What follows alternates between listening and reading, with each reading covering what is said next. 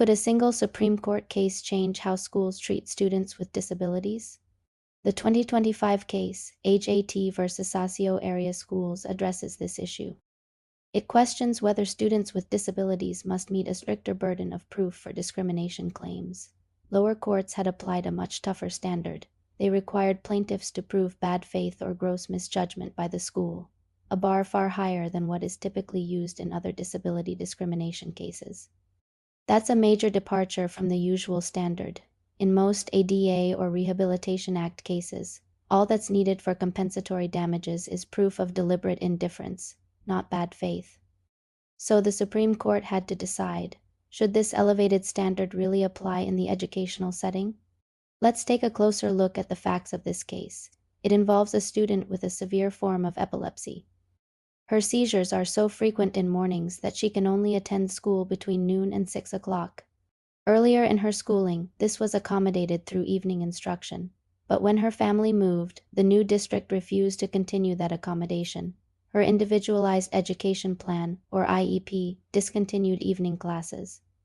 This meant her school day was drastically shorter than that of her peers. Her parents challenged this, filing a complaint under the Individuals with Disabilities Education Act, and they won. An administrative law judge found that the district's refusal to provide evening instruction violated the IDEA. Following that victory, her parents brought additional claims under the ADA and Rehabilitation Act. They sought injunctive relief, reimbursement, and compensatory damages, arguing that the district had discriminated against their daughter. But the lower courts dismissed those claims. They said the family hadn't met the bad faith or gross misjudgment standard. In other words, it was not enough to show the school failed to provide reasonable accommodation. They had to prove the school acted maliciously or recklessly. The Supreme Court disagreed. It ruled that students with disabilities should not face a higher burden of proof just because their discrimination claim happens to involve education. The court pointed to the plain language of the ADA and the Rehabilitation Act. Both statutes guarantee protections to any person.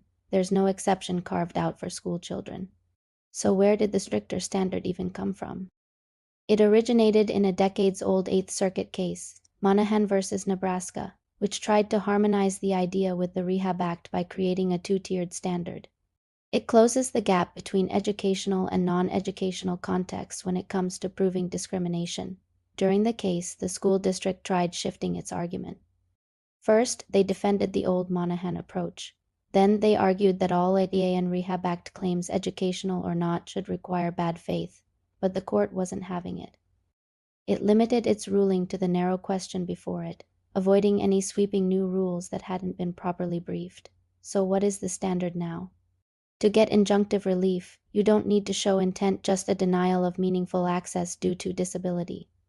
To get compensatory damages, plaintiffs need to show deliberate indifference, that the school knew of the harm and failed to act appropriately. That's the same standard used outside the education setting. The school district had also argued that these laws require proof of animus or an improper motive, but the Supreme Court disagreed. The phrase "by reason of" in the statutes just means there needs to be a causal link between the disability and the discrimination. It doesn't require proof of intent. And since the statutes already impose an affirmative duty to accommodate, intent isn't even necessary in most cases. This is a major win for students with disabilities. It ensures they aren't held to a higher legal standard simply because they are in school. It levels the playing field. It removes a barrier to justice. And it aligns the law with Congress's original intent when it passed and amended these landmark civil rights statutes. While the ruling focused on one issue, its impact will likely be felt in courts across the country for years to come. This Supreme Court decision reshapes how disability discrimination claims in education are handled.